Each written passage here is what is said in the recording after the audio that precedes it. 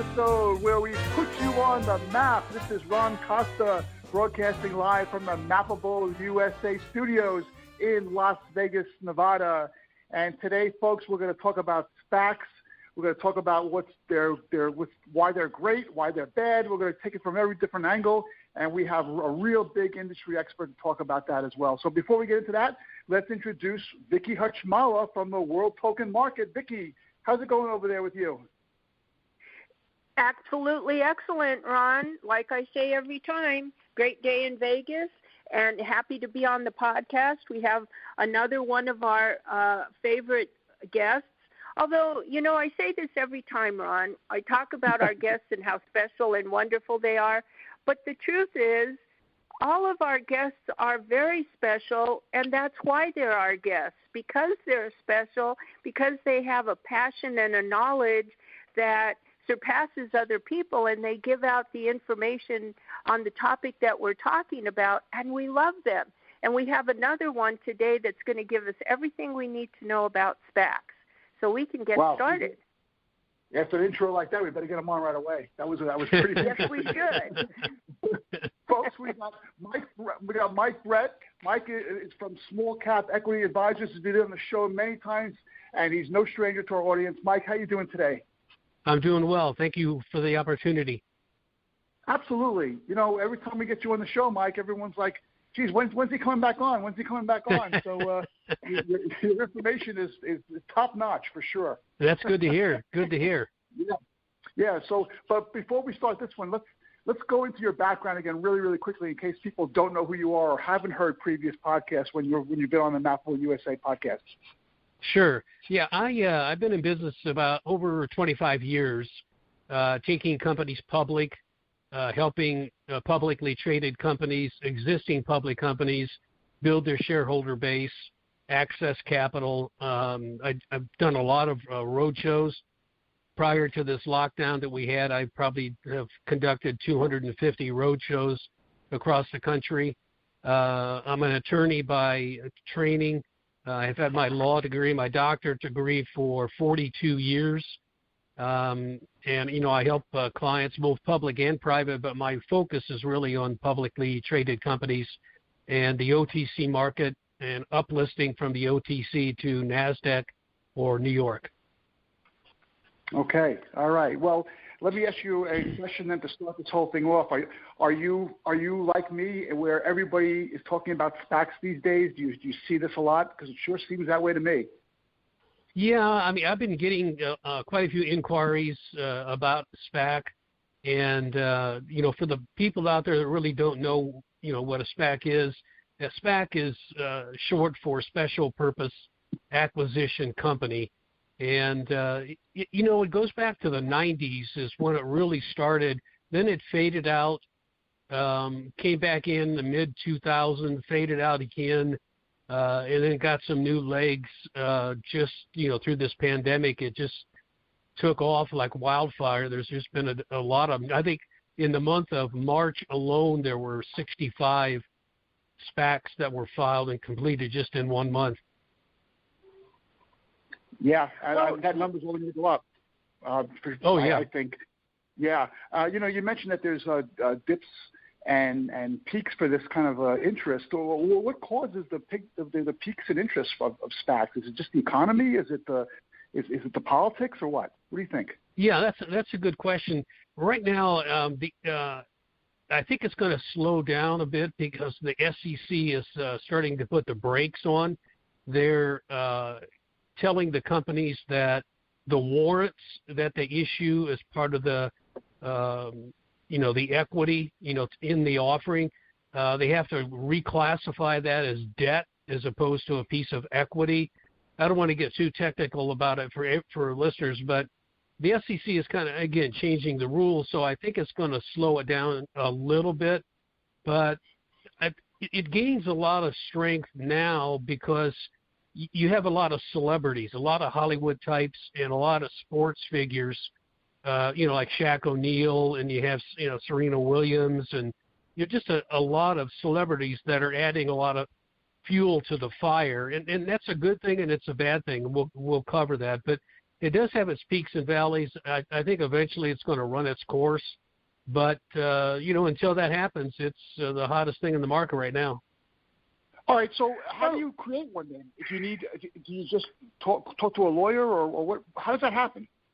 Yes, you have to you go through a registration. You got to hire lawyers. You have to get a team around you of professionals. You file an S1 registration with the SEC. Answer questions and comments that might come up with the SEC. Start negotiating with underwriters, and get some agreements in place with investment banks, and then you conduct some road shows and pricing. So there are procedures for starting it, which a lot of people that have contacted me really don't have a clue. They just think it's you may wave a magic wand and you get a SPAC and you can start going out and raising money. But you do have to comply with SEC rules and regulations. Now, having said that, a lot of the so-called promoters out there that are pushing the SPACs, making it popular, are selling it on the fact that it's quicker, easier, and cheaper than doing a traditional IPO. And, that's not really entirely true. And we can go into, some of the nuances of it and everything. But, with a traditional IPO, the companies, has to have audited financial statements, and the financial requirements are a little more detailed.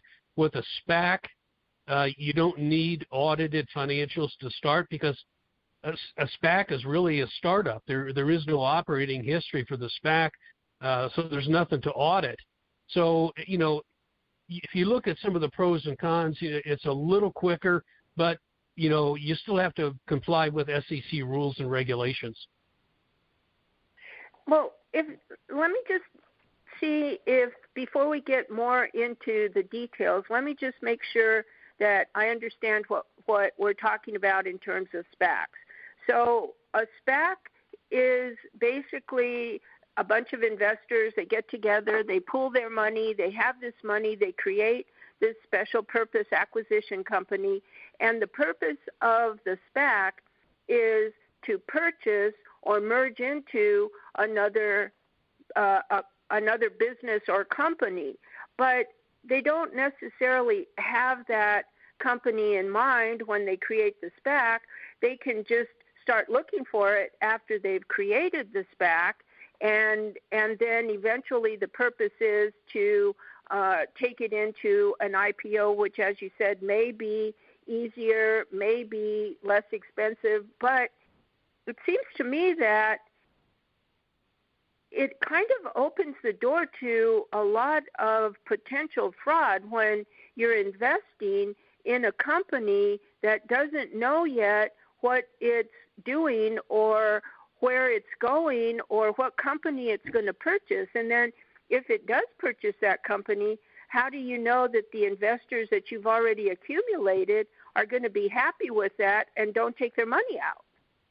Yeah, good point, and I'll address that. First off, SPACs are usually started by sponsors, a management team that has usually institutional firm or individuals that have been involved in the public markets before.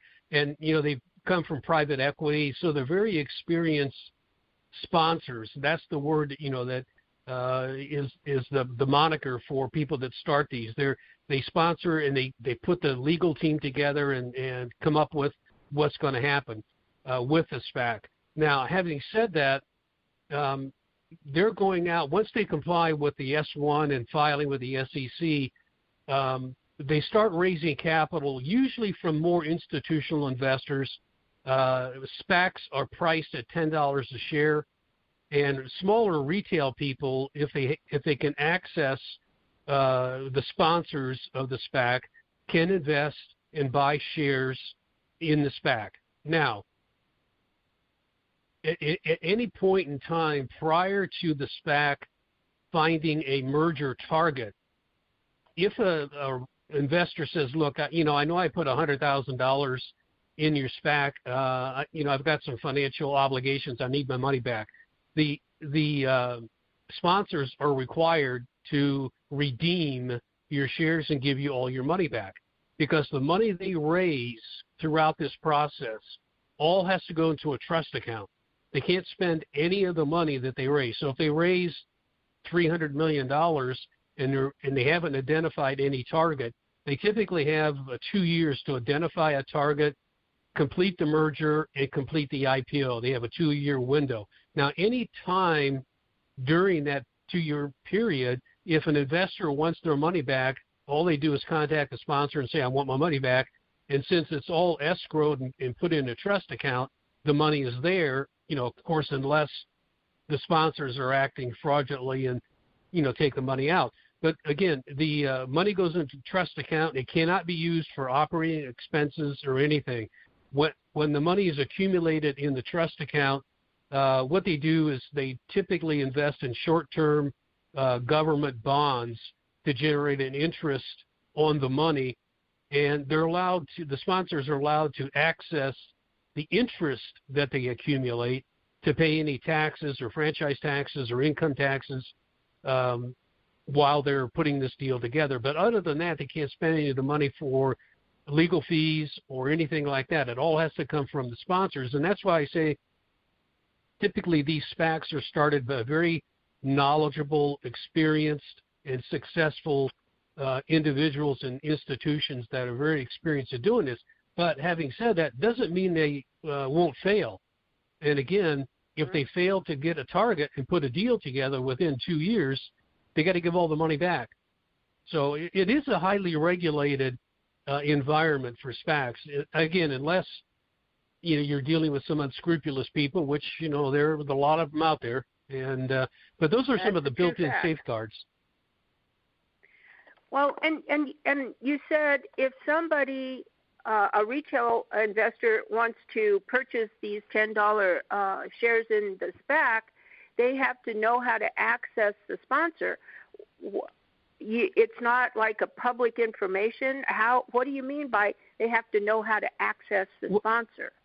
Usually usually these investors that get in are institutional investors or very sophisticated retail. It's not your typical mom and pop investor, and they go through their broker. They might have an account with Schwab or Merrill Lynch or the brokers, the investment bank knows of the SPAC and can buy on behalf of the individual the shares. So that's really how they access the SPAC. Again, you don't get a lot of there's advertising out there that there's a SPAC and you can buy it. There's not a promotion in that regard. So you access it through your own broker. Now, having said that, that's why the SEC has come out recently and told all retail investors, wait a minute, just because there's a celebrity, the Hollywood type, a former professional athlete attaching their name to a SPAC doesn't mean it's got a blessing and you should put your money in. You still need to do your due diligence. So that's why you go through your broker, and they conduct the due diligence and find out whether it suits your if you're accredited enough to put the money in. That's kind of how it works. Now, having said about celebrities and sports stars, they attach their name to it. They really don't put any money in as an investor. They take the role of a strategic advisor. That's the word, the word, and lending their name to make the SPAC stand out from the herd of all the other people that are doing it. So they don't really put any money in, but they get what's called founder shares in the SPAC, so that if something does happen, an IPO does take place, they can cash in and do quite well. Yeah, I can see where there's a great potential for fraudulent transactions, and the sponsor, no matter how reputable you may think he is, you've got a $300 million trust account, and a lot of people will have sticky fingers there. So I can see where you really need SEC regulations to at least allow some kind of integrity to be attached to these SPACs. It's because it's a lot of just the idea that somebody could think of a way to fraud the whole system and then everybody's left with nothing. Yeah, let me that's ask a good you point. Yeah, that's a good point. Well, how much you said that these started a couple decades ago, and now in the last year they've become really popular. I would imagine that has a lot to do with the pandemic or the market fluctuations and that. How much is invested in SPAC, say, in the last 12-month period? Good point. Through 2020, last year, there have been 125 SPACs that have successfully raised money. They've raised almost $50 billion. Oh my God! Wow. Oh my since 2020. Yeah. Oh. Yeah. And wow. prior to that, in 2019, the whole year of 2019, there were only 59 SPACs that raised about $13 billion. And so you can see how hot it got in 2020, even through the pandemic, by closing 125 SPACs and raising almost $50 billion, just how hot that market was, regardless of the pandemic. I mean, the market, as we all know, the market, even through the pandemic, was on fire. I mean, despite Biden's administration and all the nonsense, it's still, the market just ignored everything and just was on fire. And, you know, a lot of small retail people got these stimulus checks plus their unemployment, and they went in and started dabbling in the stock market, you know, with GameStop and things like that. Yeah. Again, that had nothing to do with the SPAC, but that helped ignite the SPAC market. So that's how hot it has been through last year. Yeah, it's no wonder why everybody wants to form one with those kind of numbers. I can see how people are like, yeah, let's form a SPAC, let's get it going. But as you said, it's really interesting to note that these are really formed by a lot of really, really savvy people that have been in the business for a really long time. So, you know, yeah, because the bios when they do the when they do the filing with the SEC, part of the documentation at the file are the bios and, you know, backgrounds of the sponsors and the management team. So everybody gets the chance to look at, you know, who's running the show, and that's one way that the SPAC is successful, because most of the money is raised from institutional funds. Not a lot of it from retail, but retail investors do put money in, but the bulk of the money comes from institutional investors. And so if the management team and the sponsors have a good pedigree of being in private equity, venture capital, being on the boards of public companies and being successful, and, you know, no skeletons in the closet, you know, they can raise the money from the institutions, and the institutions feel comfortable to put the money in. Right. And that's got to be the number one, in fact, really the only reason why you would invest in a specific SPAC, because of the management team, because you don't know the project that they're going to eventually get into, right? It has to be the management team. Yeah, and that's a good point, Ron, because once the SPAC is formed and they start going on the hunt for an acquisition target, and they locate one, and they start negotiations, or they're going to make an acquisition, it has to be voted on by all the investors, the shareholders, the people who put the money in. So it's got to be voted on. So they have to do their due diligence, on this target company, and that's when all the heavy disclosure requirements come in, so that, you know, the shareholders can vote whether they approve it or not. And if they turn it down, and they still have, you know, time within this 2-year period, the management and the sponsors look around for something else. But there is some control with the retail investors and institutional investors by voting. Now, again, having said that, if somebody, an investor, through that process just is getting tired that it's taking too long to make an acquisition before the shares can be traded on an exchange, they can just redeem their shares. And, I mean, that happens a lot.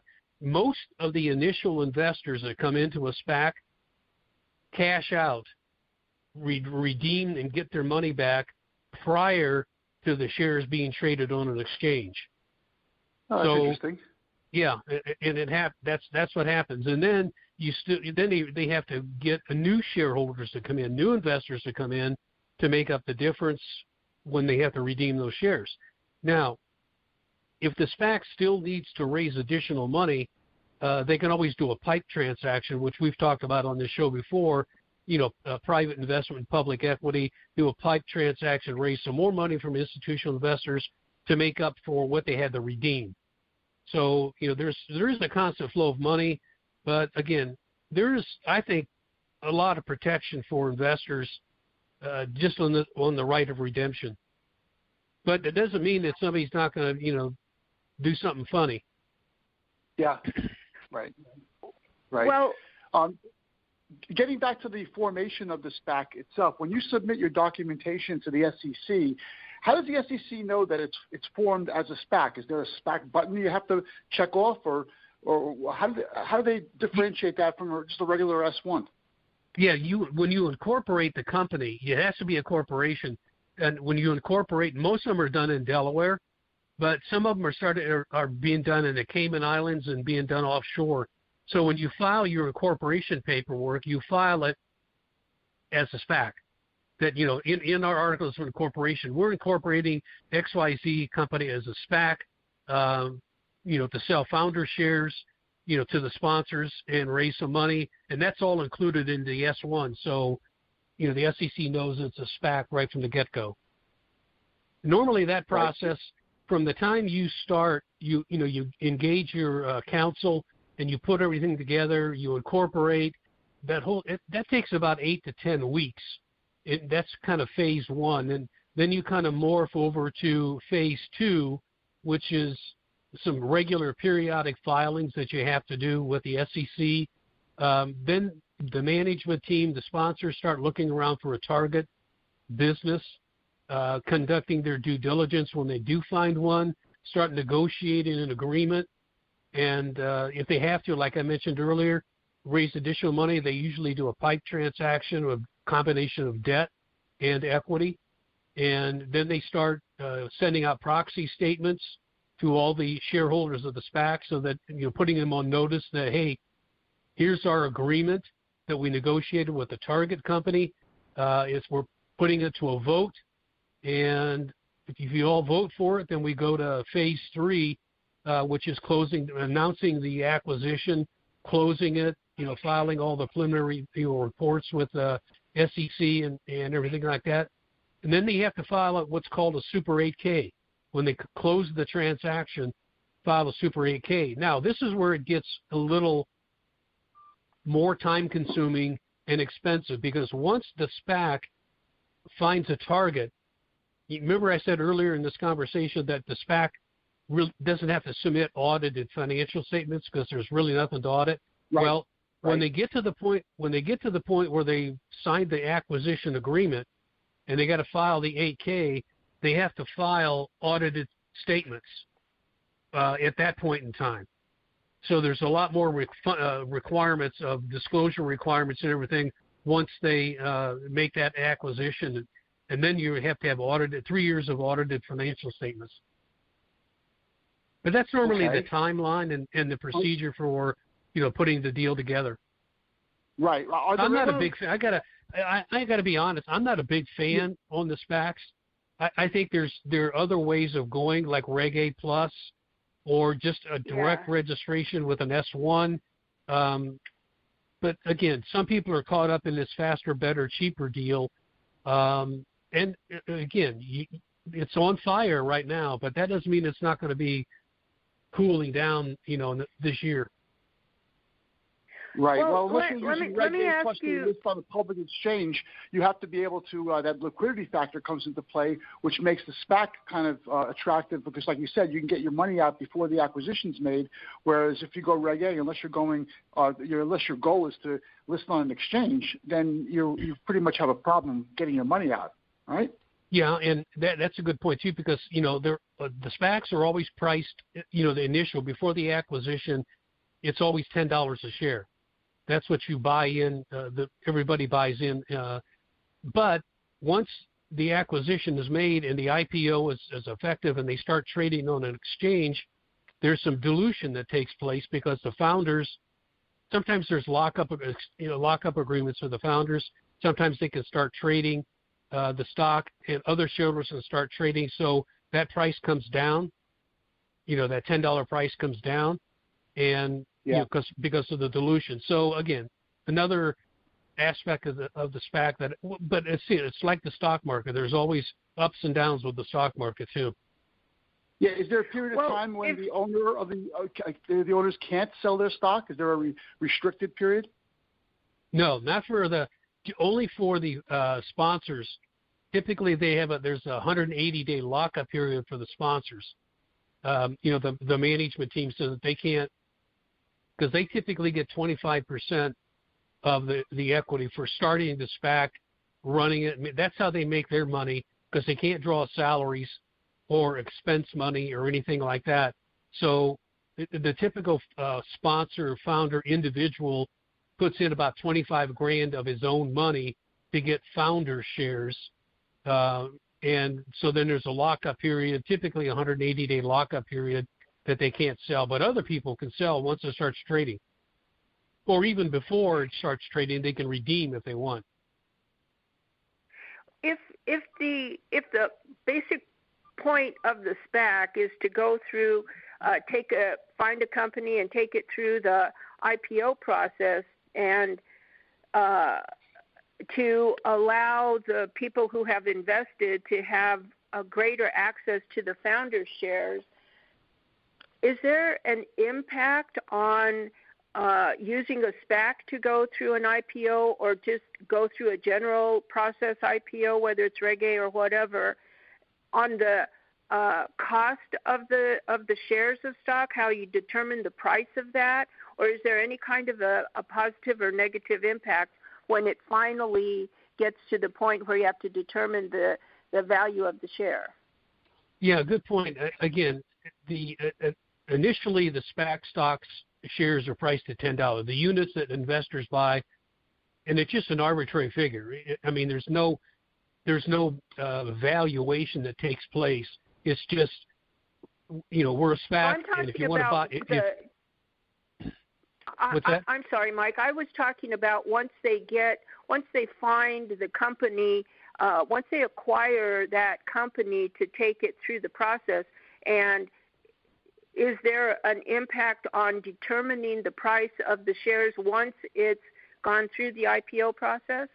Yeah. That's a good question.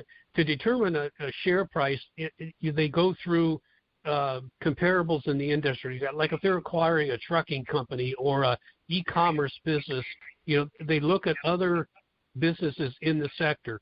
They look at potential cash flow or revenue that's going to be, because you remember the SPAC is not really an operating company like a traditional IPO. Right. There's no revenue sales. So they look at the target company, and investors look at the target company. The team that surrounds the sponsors look at a lot of different information about that industry they're going to acquire. They look at how other companies are trading, what their price is, and they set the price of their stock based on those parameters I just discussed. Now, it's almost like throwing a dart against a dartboard. I mean, it's not definitive on anything. Basically, it's arbitrary in some cases, and then so there can be dilution in that price. They could come out and say, well, based on all these parameters, we think it's going to be a $30 stock. And once it starts trading, as we all know, IPOs trade high for the first 6 months. Even traditional IPOs trade very high. After 6 months, all the selling takes place from the insiders and everybody else, and the price drops substantially on an IPO. Same thing happens to a SPAC until the true value gets known to the marketplace, through road shows and investor relations and market awareness to reestablish the price and move it on up. Right. But there is a point there where there can be some dilution for the SPAC investors. Right. Okay. It's very interesting. Are there any industries out there that can't do a SPAC? I mean, can you do real estate? Can you do cannabis? Can you do, medical? I'm sure. What do you think? Yeah, any industry can participate in the SPAC. So if you get sponsors, that are putting a SPAC together, do all the filings, et cetera, and they determine that they want to get into oil and gas or they want to do real estate, they can do it. Again, a lot of real estate transactions are done under Reg A plus or doing a REIT, real estate investment trust for real estate, but certainly they can do SPACs as well. Do you see any kind of application or implication of SPACs relative to blockchain or tokens? The short answer is yes. I think that's going to happen probably sometime this year with the cryptocurrencies and the blockchain industry. I don't know that much about those particular industries, just enough to be dangerous, but they are hot as well, and it's just a matter of time before people that are very familiar with blockchain decide to put a SPAC together and raise, $300, $400, $500 million. Those are the numbers that they raise with SPACs. It's typically, $250, $350, $400,000 or $400 million deals. The SPACs are not set up to raise $10 or $20 million or $50 million. It's usually $200, $300, $400 million. So that would fit perfect in with a cryptocurrency token or blockchain. Well, yeah, because I can see if a blockchain entity creates a SPAC and then allows their investors to use the blockchain to purchase shares, trade shares, or liquidate them, that would be lucrative for whoever puts it together, whoever can figure out how to make it work within the SEC guidelines. Yeah, no, you're right, and I see that happening.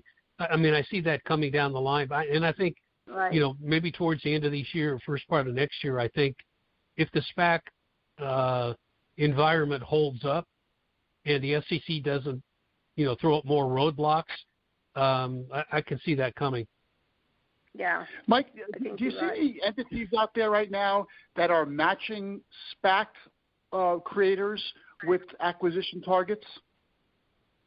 No, I don't. I mean, I work on some companies that are doing roll-ups in specific industries.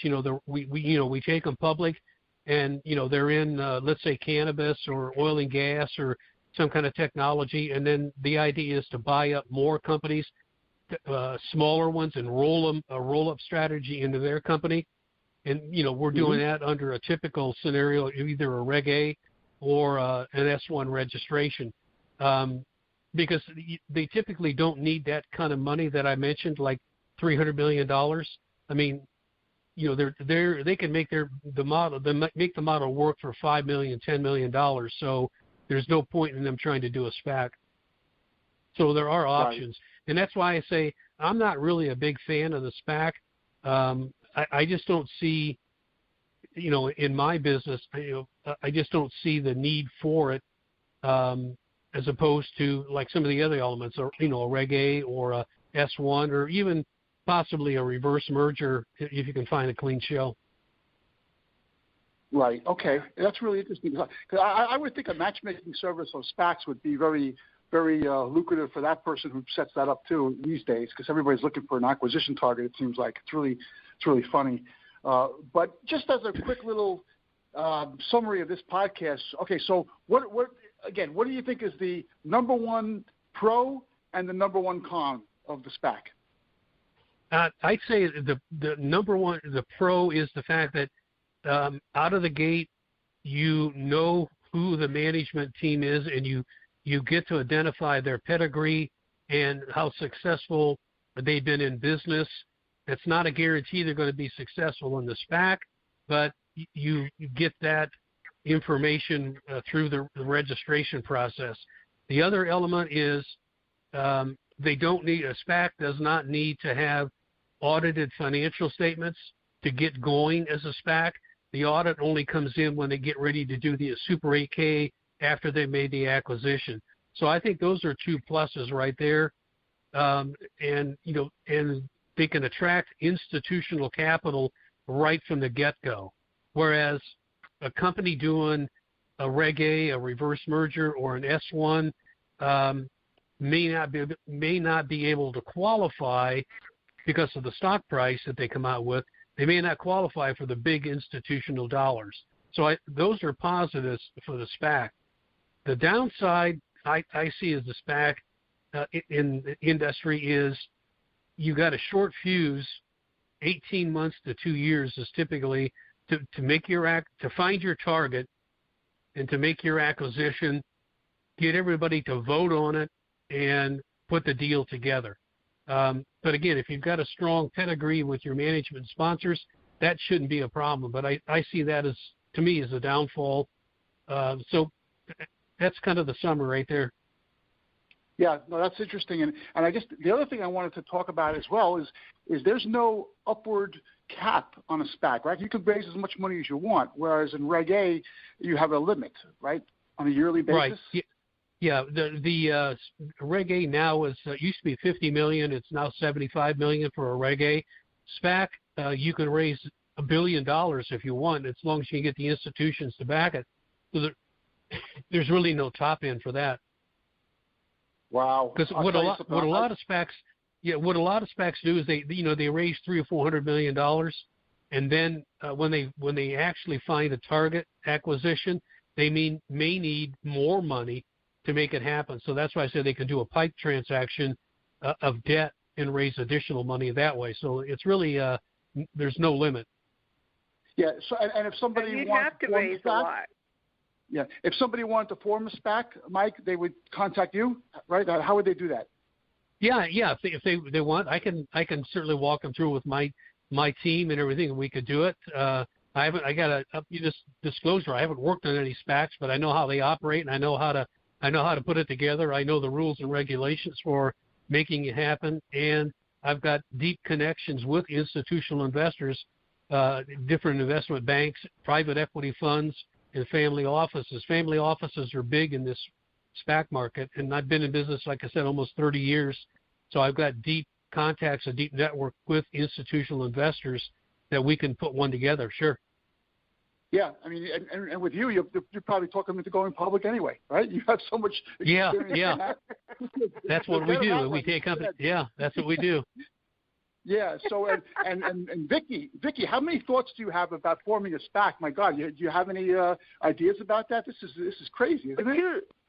Yeah, it is crazy. It's like too many thoughts for me to count. But Ron, I think I'm gonna have to go with Mike on this. And in light of the history, in light of the fact that SPACs is a trending thing right now, I think I would, and also because of the risk and the incredible amount of due diligence you have to do, I think I'm going to stick with Reg A crowdfunding instead of SPACs, because I think they're a little bit more less risky, if that's even a way to say more or less risky.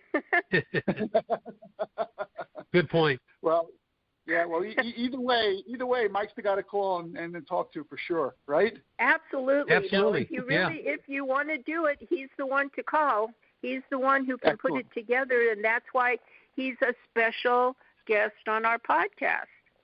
And I appreciate the opportunity too. Yeah. Thanks. Thank you so much, Mike. We really love having you on as usual. We'll have you on again, I'm sure. Appreciate your time and the great information you bring to the podcast every time. And Vikki, again, thanks for co-hosting this episode with me. I really appreciate that too. Good questions, good information. And folks, you're listening to the Mappable USA podcast at mappableusa.com. If you go to that website, you scroll down on the homepage, you'll see all our syndication sources. You just pick the one you like the best. Subscribe, and you'll never miss another one of our episodes.